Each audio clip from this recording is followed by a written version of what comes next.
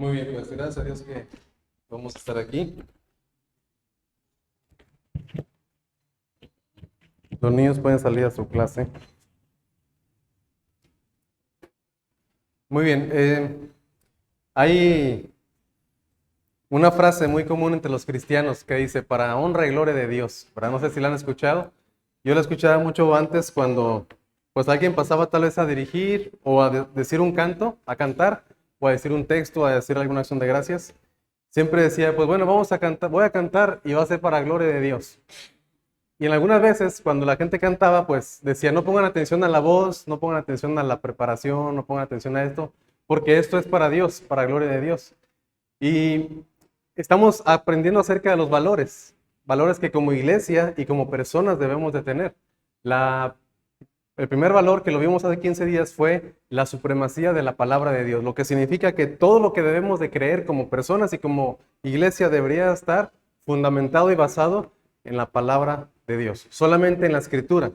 Y es donde aprendemos por medio de la escritura acerca de la fe, acerca de Jesucristo, acerca de la salvación, acerca de nuestra vida diaria también. Y la escritura es la que nos enseña qué creer y cómo creer. Es lo que vimos hace 15 días. Solamente la escritura debería de dirigir nuestra vida de fe. Y no solamente la vida de fe, sino toda nuestra vida, porque toda nuestra vida es una vida de fe, solamente que a veces la dividimos aunque es la misma.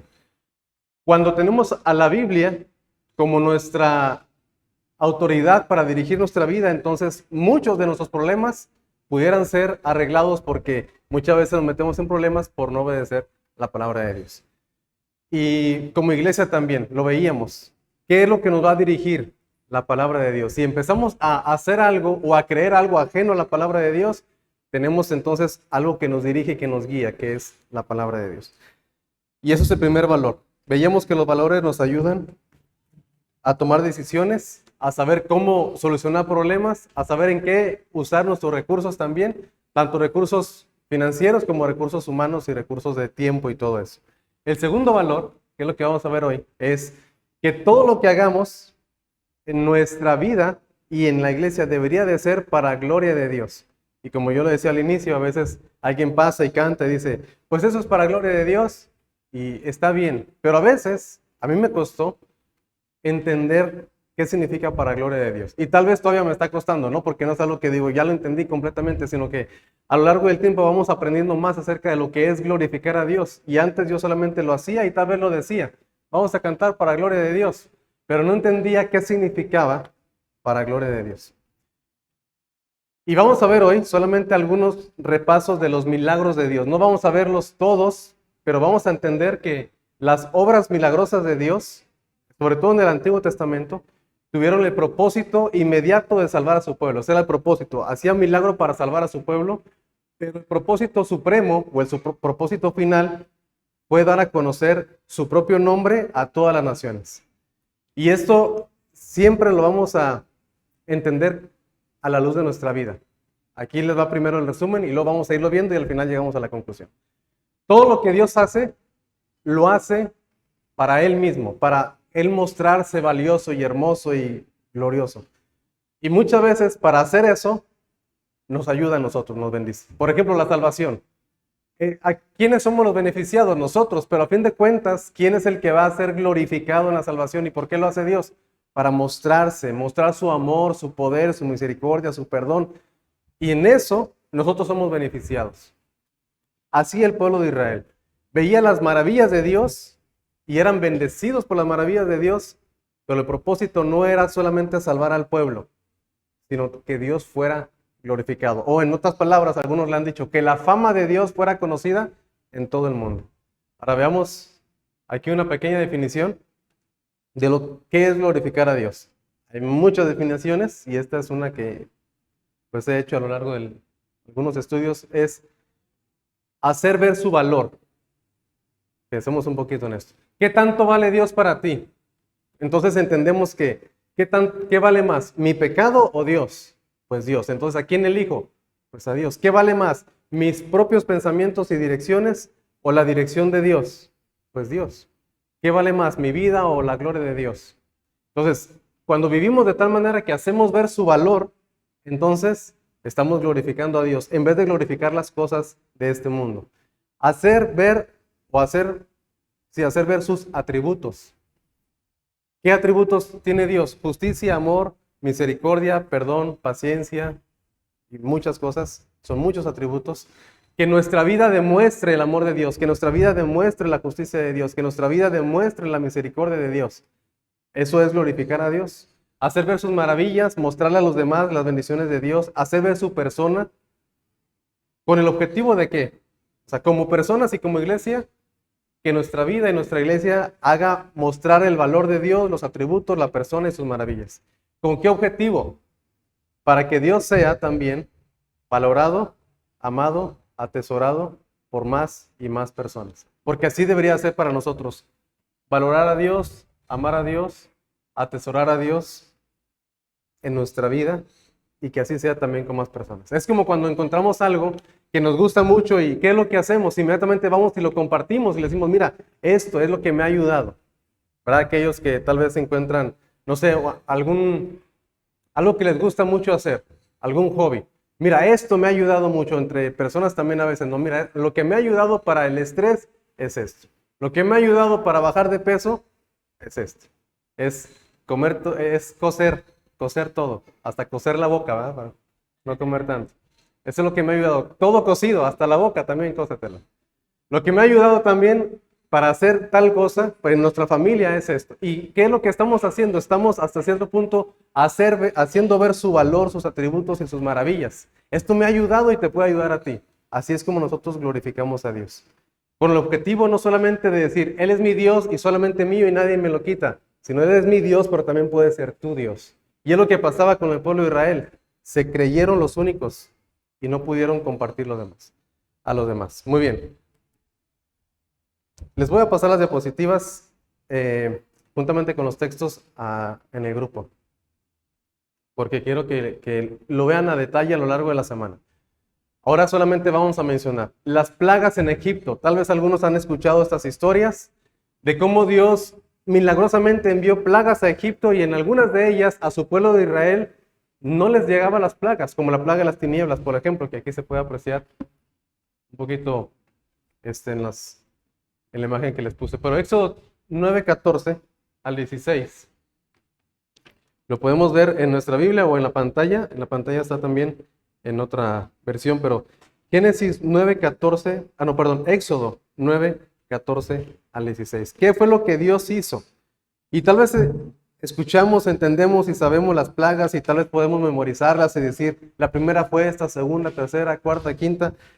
¿Con qué propósito hizo Dios estas obras milagrosas? Vean lo que dice 14 al 16. Dice, porque yo enviaré esta vez todas mis plagas a tu corazón, sobre tus siervos, sobre tu pueblo, para que entiendas que no hay otro como yo en toda la tierra. A ver, regrésale.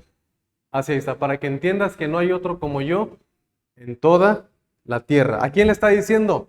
Al mero de aquel tiempo, de aquel mundo. ¿Quién era? Faraón. El hombre más poderoso en ese tiempo. Para que tú entiendas, Faraón, que no hay otro mejor que yo. Que tú entiendas que no hay otro como yo en toda la tierra. Porque yo extenderé mi mano y heriré a ti y a tu pueblo de la plaga y serás quitado de la tierra. Versículo 16. Y a la verdad, yo te he puesto para mostrar en ti mi poder, para que mi nombre sea anunciado en toda la tierra. Ese era el propósito final, era ese. No era solamente salvar a su pueblo, que a veces nosotros nos confundimos y como yo lo he mencionado ahí, somos muy antropocéntricos. ¿Qué significa esto? Que todo lo centramos en nosotros. Ay, Dios lo hace por mí, Dios lo hace porque me ama y Dios lo hace porque me bendice y yo. Y es verdad, Dios nos ama, Dios nos bendice, pero ¿quién es más importante? ¿Es Dios o nosotros? Es Dios. Y como Él es más importante, nosotros somos beneficiados de eso.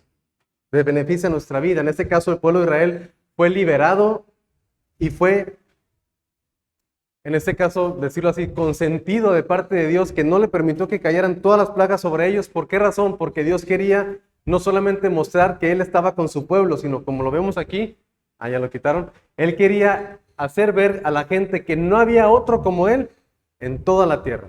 Y así nosotros, que su nombre sea contado en toda la tierra. Cuando Dios nos ayuda y nos bendice, no dejemos que la bendición se quede en nosotros, sino siempre tiene que reflejar y decirle Dios, apuntar hacia Dios. Eso fue el propósito de las plagas de Egipto. ¿Cuál fue el propósito? Bueno, pues fue... entonces yo estoy dando aquí y aquí le están avanzando. Avánzale, por favor. Ahí está. Fue hacer ver su valor, y esta la vamos a estar viendo a lo largo de la enseñanza. Hacer ver su valor. ¿Quién era más valioso, Dios o Faraón? Dios. Hacer ver sus atributos. ¿Quién era más poderoso, Dios o Faraón? Dios. ¿Quién era más maravilloso, Dios o Faraón? Dios. ¿Quién era más maravilloso, valioso y tenía más atributos? Dios o el pueblo de Egipto, que era el primer imperio de aquel tiempo y la gran potencia, pues es Dios. Entonces, eso es lo que hizo. Con el objetivo, Dios lo hizo para que Dios fuera valorado, amado y atesorado por más personas, no solamente por el pueblo de Israel, sino que más personas también temieran a Dios y se convirtieran a Él. Ese era el objetivo. Siguiente milagro que sucedió, el cruce del Jordán. Tal vez están familiarizados con esto, tal vez sí, tal vez no, espero que sí, y si no, pues ahí está en Josué capítulo 4. ¿Qué sucedió ahí? Ya estaban a punto de entrar a la tierra prometida, pero había un río que los dividía, el río del Jordán. Y Dios de una forma milagrosa hizo que también pasaran por ese río, y el punto era que tenían que pasar primero los sacerdotes que cargaban el arca y tocar, cuando se mojaran los pies, en ese momento Dios iba a abrirles paso a ellos y todos tenían que pasar. Pero entonces entendemos por qué lo hizo Dios, no solamente para ayudar a su pueblo. Vamos a ver qué dice Josué 4, 23 y 24. Josué 4, 23 y 24. Dice, gracias. Ya ven, ayuda a la pantalla porque yo estoy en Jueces. Josué 4, 23 y 24. Porque Jehová, vuestro Dios, secó las aguas del Jordán delante de vosotros, hasta que habíais pasado a la manera que Jehová vuestro Dios lo había hecho en el Mar Rojo, el cual secó delante de nosotros hasta que pasamos. ¿Para qué lo hizo Dios? Versículo 24. Para que todos los pueblos de la tierra conozcan que la mano de Jehová es poderosa, para que temáis a Jehová vuestro Dios todos los días. No fue solamente para liberar el camino para su pueblo, para que el pueblo pasara fácil, sino para que todos conocieran que Dios es poderoso. Y eso podemos tal vez aplicarlo en nuestra vida. A veces decimos, Señor, esto que va a pasar está muy difícil. ¿Cómo le voy a hacer? Porque ya sé que va a venir cosas difíciles a mi vida. Por favor, límpiame el camino, ábreme puertas y que todo salga bien. ¿Y qué es lo que muchas veces Dios hace? Nos ayuda. Y ya cuando estamos del otro lado, se nos olvida darle el crédito a Dios y decir, Dios me ayudó porque este camino estuvo muy difícil para mí, pero Dios me abrió el camino y ahora estoy bien, estoy en paz, estoy tranquilo. Pero a veces, en vez de darle la gloria a Dios, la atribuimos nosotros. Es que yo soy muy templado. Es que yo soy alguien que he aprendido a no desesperarme. Y es que yo en vez de decir, es que Dios me ha ayudado, no sé cómo, pero Dios me ayudó. Y es lo que pensábamos que aquí debería suceder. Y Dios dice, para que todos los pueblos de la tierra conozcan que la mano de Jehová es poderosa. O sea, Dios bendijo al pueblo para que todos conocieran a Dios. No solamente por amor al pueblo, que sí ama al pueblo, pero no solamente por eso, había un propósito mayor. ¿Cuál es el propósito? Hacer ver su valor, sus atributos, sus maravillas, su persona, con el objetivo de que Dios sea valorado, amado y atesorado por más y más personas. Aquí dice, por todos los pueblos de la tierra. Siguiente historia, también una historia muy conocida que incluso hasta los que no tienen algún conocimiento bíblico tal vez han escuchado la historia de David y Goliat. ¿Saben esa historia, no? Y muchas personas incluso lo toman como algo motivacional. Si tú vas a enfrentarte a un gigante, ahí está el gigante, y tú eres alguien pequeño, tú lo único que tienes que hacer es tomar y vas a vencer. Ok, bueno. Pero ¿de quién está hablando ahí? ¿Quién es el principal de la historia? No es Goliat, o sea, no es el problema. Aquí va tampoco es David, tampoco. Es más bien Dios. Y aquella persona a la que representa a David. ¿A quién representa a David? Representa a Jesucristo. Pero no es solamente David, sino a quién está representando David, a Jesucristo. Y en primer libro de Samuel 17:46, que también nos habla de lo mismo. Vamos más adelante, primer libro de Samuel 17. En este capítulo está la historia de David y Goliat. Pero vean lo que dice el versículo 46. Jehová te entregará hoy en mi mano, y yo te venceré, y te cortaré la cabeza, y daré hoy los cuerpos de los filisteos a las aves del cielo y a las bestias de la tierra. Ok, ¿por qué? Dice, y toda la tierra sabrá que hay Dios en Israel. Sabemos que en ese tiempo era un tiempo de guerra y un tiempo muy diferente al de nuestros tiempos, pero aquí el propósito era para que toda la tierra sepa que hay Dios en Israel. Y a veces enseñamos esas historias a nuestros hijos o a los niños o a los jóvenes o adolescentes, ¿verdad? Aquí están los de los jóvenes y adolescentes. Y ponemos el énfasis solamente en que Dios te va a ayudar y Dios te va a bendecir y sé como David y vive como David. Más bien nosotros, ¿a quién representamos? ¿O quién nos representa ahí? El pueblo. ¿Se acuerdan qué era lo que hacía el pueblo? El pueblo decía, yo no puedo, yo no quiero. El pueblo tenía miedo y tenía justa razón. Nosotros somos el pueblo, nosotros no somos David. Necesitamos al verdadero David, que es Jesucristo, que nos va a liberar. Pero no somos David, somos el pueblo nosotros, somos indefensos delante de nuestro enemigo. Pero el asunto es, otra vez, que no apunta solamente a la victoria, sino que apunta o debería de apuntar a Dios, para que todos los pueblos sepan que hay Dios en Israel. Otra vez, hacer ver su valor, atributos, maravillas y su persona. ¿Quién era mayor? ¿Quién tenía más valor? ¿Dios o Goliat? Dios. ¿Cuál era el mayor atributo? ¿La fuerza de Dios o la fuerza de Goliat? La fuerza de Dios. ¿Quién era más maravilloso? ¿La altura de Goliat y sus armas o la maravilla de Dios? Dios, la persona de Dios. ¿Con el objetivo de qué? De que toda la tierra sepa que solamente había un Dios, el Dios de Israel. Aquí hay otra historia que tal vez es menos conocida, pero los que han estado poniendo atención a las predicaciones, y se han de acordar, ¿se acuerdan de que el reino se dividió en dos? Estaba el Reino Unido, pero no el Reino Unido de Inglaterra y todos ellos, no, es otro Reino Unido.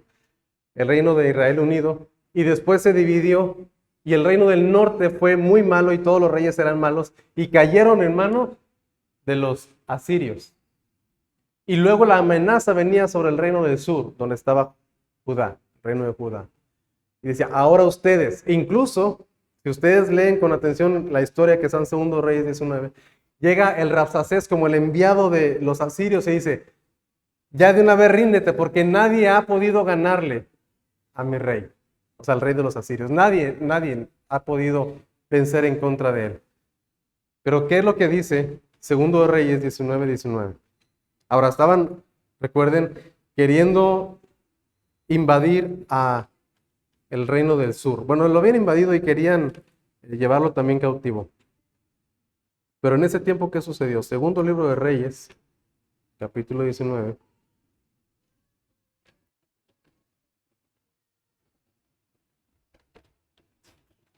Versículo 19. Aquí está.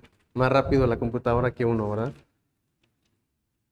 Dice el versículo 19.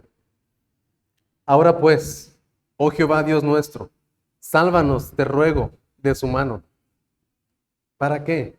Para que sepan todos los reinos de la tierra que solo tú, Jehová, eres Dios. Y aquí está la oración del rey Ezequías. Sálvanos, Señor. Pero no se quedó ahí.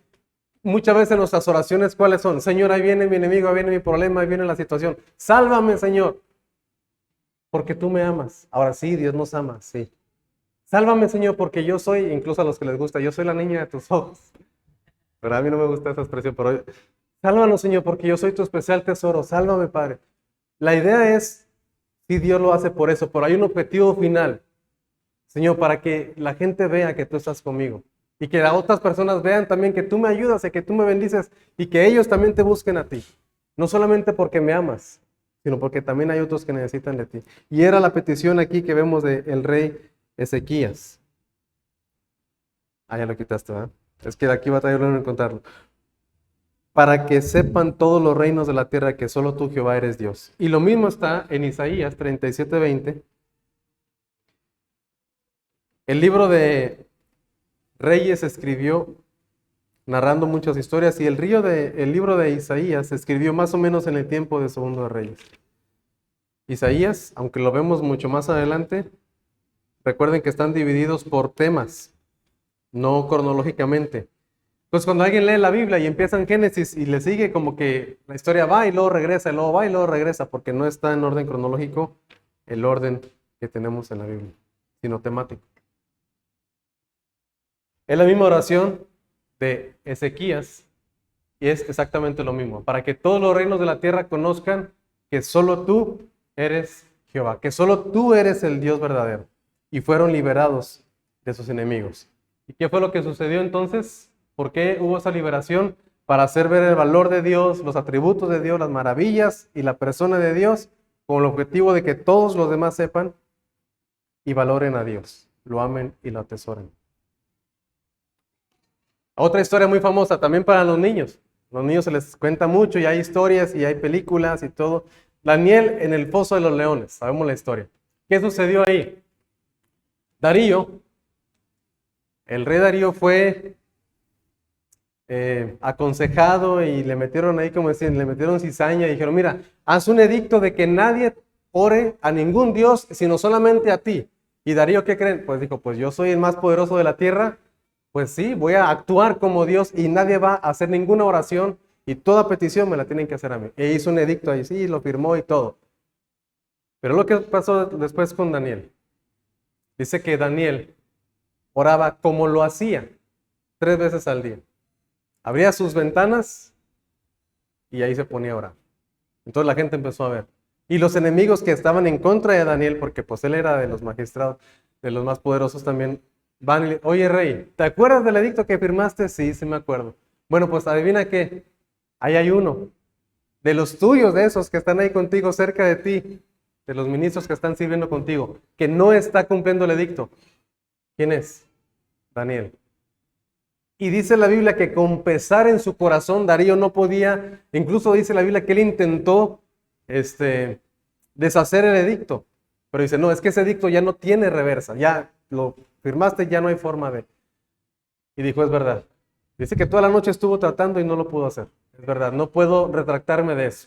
Entonces, ¿qué tuvo que hacer? Con dolor en su corazón, dice, pues Daniel, pues que Dios te bendiga, ¿verdad? Literalmente así le dice, pues que Jehová esté contigo. Aquel Dios a quien tú te sirves, pues que Él te libre. Y lo puso en el foso de los leones. Y vamos a ver qué dice la conclusión de la historia en Daniel 6, 25 al 27. Entonces el rey Darío escribió a todo, vemos después que Daniel fue liberado, ¿no? Daniel fue liberado, vean lo que dice el versículo 19. El rey pues se levantó muy de mañana y fue apresuradamente al foso de los leones, y acercándose al foso llamó a voces a Daniel con voz triste y le dijo, Daniel, siervo del Dios viviente, el Dios tuyo a quien tú continuamente sirves, ¿te ha podido librar de los leones? Entonces Daniel respondió al rey, oh rey, vive para siempre. Mi Dios envió su ángel, el cual cerró la boca de los leones, para que no me hiciesen daño. Porque ante él fui hallado inocente, y aún delante de ti, oh rey, no he hecho nada malo. Entonces se alegró el rey en gran manera y lo hizo sacar y todo. Versículo 25, ahora sí lo que está aquí anotado. Entonces el rey Darío escribió, ahora él era el del imperio, y sabemos que en un imperio tenía muchos reinos bajo de ellos, ¿no? El rey Darío escribió a todos los pueblos, naciones y lenguas que habitan en toda la tierra, paz os sea multiplicada. De parte mía es puesta esta ordenanza, que en todo el dominio de mi reino todos teman y tiemblen ante la presencia del Dios de Daniel, porque Él es el Dios viviente y permanece por todos los siglos, y su reino no será jamás destruido, y su dominio perdurará hasta el fin. Él salva y libra y hace señales y maravillas en el cielo y en la tierra, y Él ha librado a Daniel del poder de los leones. ¿Cuál era el propósito final? No era solamente liberar a Daniel, sino era que todos los pueblos que estaban bajo el dominio de ese imperio adoraran a Dios. Y lo mismo, cuando aprendemos esto, o cuando se nos enseña, se nos dice, mira, tú tienes que seguir sirviendo a Dios, tú tienes que seguir siendo íntegro, y Dios te va a ayudar, y Dios te va a librar. Y ahí se detiene. No, pero ¿para qué me va a librar y para qué me va a ayudar? Para que más personas conozcan a Dios. Entonces, la idea era la misma. Y aquí fue algo maravilloso porque el rey le dijo en toda la lengua hacia todos los pueblos que estaban bajo su imperio y su dominio, ahora ustedes también van a adorar a Dios. ¿Cuál era la idea? Hacer ver el valor de Dios, los atributos, sus maravillas de su persona, para que más gente valore a Dios, lo ame, lo atesore por más y más personas. El mayor milagro no fue el de Daniel en el foso de los leones, ni fue el cruce del Jordán, ni fueron las plagas de Egipto. El mayor milagro es que el Dios, que no tiene ningún pecado, se hizo hombre y habitó entre nosotros, naciendo de una virgen, y dio su vida para salvarnos. ¿Quién va a morir por un pecador? ¿Quién va a morir por el malo? Dice la Biblia. Tal vez alguien se atreva a morir por el justo, pero por el bueno, por el malo, perdón, nadie. Pero Dios muestra su amor para con nosotros. Nuestra salvación no es, ahora aquí es algo cuidadoso, no es solamente como que ya me salvó para no ir a la condenación y para ir a la gloria y se acabó. Ok, sí, pero ¿qué vamos a hacer allá en la gloria? No es solamente me salvó porque me ama, y sí nos salvó porque nos ama, no me malinterpreten, sí nos salvó porque nos ama, pero la idea era, o es, que Él sea visto como maravilloso y como poderoso y como misericordioso. Vamos a ver Romanos 15. Romanos 15, donde se nos dice que Dios abrió la puerta de salvación, no solamente confinado a un grupo de personas, sino a todos. Dice Romanos 15, 8 y 9. Pues os digo que Cristo Jesús vino a ser siervo de la circuncisión para mostrar la verdad de Dios, para confirmar las promesas hechas a los padres, dice el versículo 9, y para que los gentiles, o sea, todos nosotros, glorifiquen a Dios por su misericordia, como está escrito. Por tanto, yo te confesaré entre los gentiles y cantaré a tu nombre. ¿Para qué razón? Para que nosotros también glorifiquemos a Dios. En la oración de Jesús, allá en Juan 17, Jesús ora y dice, Padre, yo quiero que esos que tú me has dado vean mi gloria. O sea, la idea es no solamente ir al cielo, porque eso no es lo importante es ver la gloria de Dios. Y saben que a veces ponemos el énfasis diferente. Decimos, mire, cuando hablamos de Cristo a la gente, ¿no? Si tú te mueres, ¿a dónde vas? ¿Al cielo o al infierno? No, pues que no sé. Bueno, te invito al cielo. Pero se les habla del cielo, aunque no se les habla de la persona que está gobernando en el cielo, no se les habla de Dios. Y dígame, ¿quién no va a querer ir a un lugar donde no hay muerte, ni tribulación, ni dolor, ni problemas, ni enfermedad? Todos. Pero dile, bueno, te invito a un lugar donde va a estar Dios gobernando y Dios reinando y tú vas a estar con Él. Como que ya no les gusta, ¿verdad? Ya no nos gusta tanto. Pero eso es a donde vamos a ir. No es tanto el lugar, ahora sí como dicen los memes, ¿verdad? Cuando están ahí los dos comiendo afuera, te invito a comer fuera y van nomás afuera a la calle y están comiendo. No importa el lugar, sino la persona con la que estás. Bueno, es más o menos lo mismo con Dios. No importa el lugar, no importa si es en el cielo o no, sino es con quien estemos. Efesios 1, 3 al 6. Nos habla de las bendiciones de Dios hacia nosotros. Vamos. Ese tema es muy extenso, la predicación no tanto, pero a lo que voy es que no estoy diciendo todo lo que quiero decir, porque es algo muy extenso. Efesios 1, 3 al 6. Bendito el Dios y Padre del Señor Jesucristo. Mejor lo leo de aquí, porque creo que es... la 1909, con razón. Yo todavía ni nacía. En el 60 tampoco. Todavía ni siquiera estaba en los planes de mis padres. En los planes de Dios sí, pero de mis padres no. Muy bien, Efesios 1:3. Dice, bendito sea el Dios y Padre de nuestro Señor Jesucristo, que nos bendijo con toda bendición espiritual en los lugares celestiales en Cristo. Aquí nos habla de toda bendición espiritual. ¿Cuánta bendición nos ha dado Dios? De acuerdo a Efesios, toda bendición espiritual. Según nos escogió en Él antes de la fundación del mundo, aquí habla de que antes de la fundación del mundo, para que fuésemos santos y sin mancha delante de Él, en amor, habiéndonos predestinado para ser adoptados hijos suyos por medio de Jesucristo, según el puro afecto de su voluntad.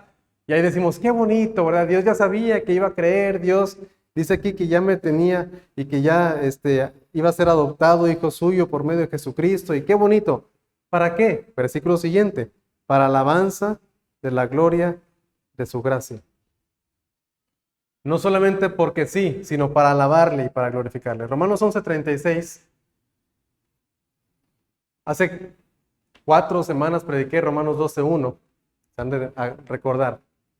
Y hablábamos de todas las bendiciones de Dios en Romanos del 1 al capítulo 11.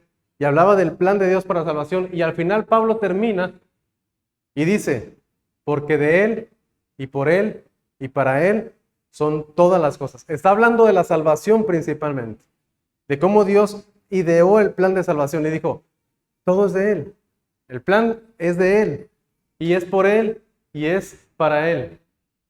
Bueno, dice y para Él en la Santa Reina Valera 1960. Son todas las cosas, a Él sea gloria por los siglos. Todo es para Dios, incluso nuestra salvación. No es solamente para nosotros. Somos beneficiados bastante. Hacer ver su valor, atributos, maravillas. Cualquier bendición de Dios. Salmo 67. Solamente pensemos en este salmo y ustedes lo leen en su casa. Dice, Dios tenga misericordia de nosotros y nos bendiga.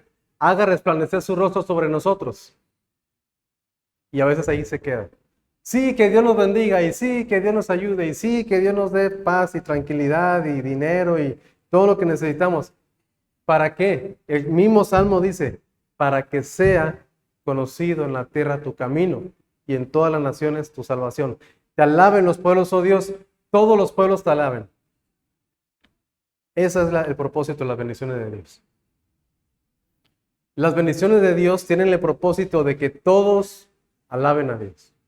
¿Quiénes son los beneficiados? Nosotros somos bendecidos, pero no se debe detener ahí la bendición de Dios. Vamos al Salmo 40. Aquí puse una imagen. No sé si se han encontrado en este tipo de circunstancias, ¿verdad? En el pozo la desesperación, en el lodo cenagoso. Y ahí David está usando una figura del lenguaje poética diciendo que él estaba desesperado. Nosotros tal vez usamos la palabra deprimido, estresado, angustiado, ansioso. No sé qué palabras puede haber, hay muchas. Y cada vez van a sacar más, ¿verdad? Creo que había una que era como que la combinación de estrés y angustia que están empezando a hacer algo así, no sé. Ahí luego vamos a entender eso. Pacientemente esperé a Jehová y se inclinó a mí y oyó mi clamor. Es que lo estoy diciéndolo y ustedes también, no sé si lo digo de verdad bien, pero es que esa versión es diferente. Y oyó mi clamor, dice. ¿Qué es lo que está haciendo aquí el salmista? Está dando testimonio de cómo Dios le ha ayudado y cómo Dios le ha dado de su gracia. Y dice, y me hizo sacar, o sea, Dios me hizo sacar del pozo de la desesperación. ¿Cuántos han estado en ese pozo? Yo he estado en ese pozo. No sé si ustedes han estado en ese pozo, y si no, pues qué bueno, ahí luego me pasan la receta, ¿no? Pero yo creo que todos hemos estado en algún momento de nuestra vida en el pozo de la desesperación, en el lodo cenagoso, como que nada nos puede mantener de pie. No sé si han estado en un lugar donde caminan y el lodo está tan, le decimos chicloso, así que, que se caen. Que se caen, ¿verdad? Yo he estado en esos lugares y que hasta los carros no pueden avanzar porque está muy cenagoso. Pero ¿qué es lo que hace Dios? Nos saca y nos pone en unas circunstancias completamente diferentes. Puso mis pies sobre peña y enderezó mis pasos. No podía ni siquiera estar de pie. Ahora Dios nos bendice, ¡pum!, sobre peña. Y endereza nuestros pasos. Ahora andamos bien. Pero a veces ahí se termina. Se acaba. No continuamos el ciclo que dice el versículo 3. Puso luego en mi boca un cántico nuevo. Alabanza a nuestro Dios. Verán esto muchos y temerán y confiarán en Jehová o esperarán en Jehová. ¿Cuál es el propósito? De que Dios nos libera y que Dios nos ayuda y que Dios nos saca de la desesperación. El propósito es porque quiere que muchos lo vean y temen a Dios. No es solamente porque no nos quiere ver sufrir. Y es verdad, Dios no nos quiere ver sufrir, pero no es solamente eso. Es que hagamos ver su valor, atributos, a maravillas, su persona. Todas nuestras acciones, eso no lo vamos a abundar mucho porque tengo esperanza y confianza en que están leyendo los devocionales que manda aquí Alfredo y el plan de lectura, ¿va? Vamos ahí en Mateo. Pero ¿qué dijo Jesucristo? Ustedes son la luz del mundo, ustedes son la sal de la tierra. Una luz se tiene que poner sobre un monte para que alumbre. Y dice allá en el versículo 16, así alumbren vuestras buenas obras. ¿Para qué? Para que glorifiquen a Dios. Bueno, vamos a leerlo porque ese sí no lo he repasado. Mateo 5:16. Así alumbre vuestra luz delante de los hombres, para que vean vuestras buenas obras y ¿qué? Glorifiquen a quién? A vuestro Padre que está en los cielos. Y a veces, tal vez hacemos buenas obras, tal vez hacemos algo de caridad o algo de ayuda al prójimo, lo que sea, pero queremos que el crédito, ¿quién se lo lleve? Nosotros. ¿Verdad? Y a que vean que yo fui el que lo hice y lo que me sacrifiqué y lo que me costó y lo que vean y que me reconozcan. Y nos enojamos cuando no nos reconocen. Ni vieron lo que hice y nos enojamos porque no estamos buscando la gloria para Dios. Estamos buscando la gloria para nosotros. Dice, así alumbre la luz. Ustedes tengan buenas acciones, pero no para que ustedes sean reconocidos, dice Jesucristo, sino para que glorifiquen a Dios que está en los cielos. Y eso significa glorificar a Dios. Hacer ver el valor de Dios vale más que yo. Sus atributos son mejores que los míos, sus maravillas, y yo no soy maravilloso, ¿verdad? Su persona contra mi persona es mucho mejor Dios, para que más gente que haga valore a Dios, ame a Dios y atesore a Dios. El asunto es que a veces queremos la gloria para nosotros. Y es que no me aman, no me atesoran, no me valoran. Pues yo no soy el que tengo que ser valorado, amado ni atesorado, sino Dios. Y puede usar nuestra vida. Primero Corintios 10:31, ya para terminar, el último versículo de hoy. Muy fácil. Así pues, sea que comamos o que bebamos, hagamos todo para la gloria de Dios. Todo para la gloria de Dios. Incluso estaba estudiando esto y me salió un artículo que decía, correr para gloria de Dios. Por ahí se lo mandé a algunos, ¿verdad? Que les hace falta, ¿no es cierto? Por ahí se lo mandé a unos que les gusta correr. Correr para gloria de Dios. O sea, incluso cualquier cosa que hagamos, por el ejercicio, por ejemplo, el comer, que sea para gloria de Dios. El hacer cualquier actividad, es decir, que esto de alguna manera sirva para que Dios sea amado por más personas, para que Dios sea valorado por más personas. Nuestros pensamientos. Aquí es una pregunta. Aquí pensemos en esto. ¿Glorifican a Dios? ¿Hacen ver su valor o no? Nuestros deseos, ¿hacen ver que Dios es maravilloso o solamente mis deseos? Nuestras finanzas también, ¿cómo andan? ¿Cómo andamos con las deudas y todo eso, verdad? Nuestras acciones, ¿qué hacen? ¿Hacen ver que Dios es más maravilloso?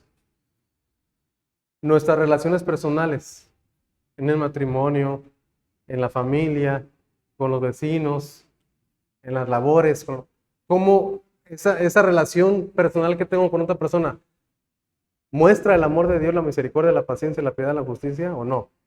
Y si no, pues hay que cambiar. Y en muchas áreas tenemos que mejorar, ¿no? Constantemente en nuestra familia, cuando hay fricciones o así, oramos, Señor, ayúdanos a reflejar a Jesucristo. Que sabemos que no lo hacemos cuando pasamos por algún problema difícil, ¿no? Alguna situación en la que hay ahí, pues, malentendidos, por decirlo bien. Mi vida entera, pregunta también, nuestra vida entera, ¿le da gloria a Dios o no le da gloria a Dios? Lo que hacemos con nuestra vida, ¿qué hacemos con nuestra vida?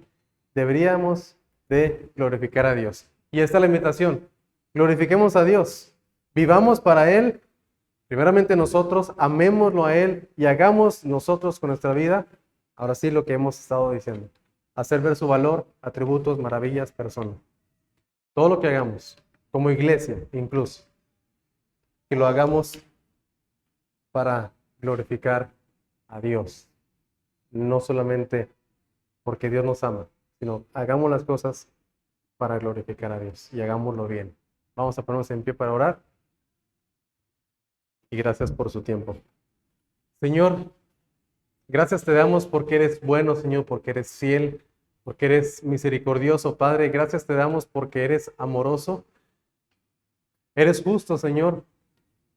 Tú eres maravilloso, Padre. Y ayúdanos a que nosotros vivamos de tal manera que lo podamos reflejar, que lo podamos ver nosotros primero, Señor, que te amemos, te glorifiquemos, que nuestra relación contigo, Señor, y nuestra vida dé un reflejo de que tú eres maravilloso para nosotros, de que tu amor para nosotros, Señor, es supremo, Padre.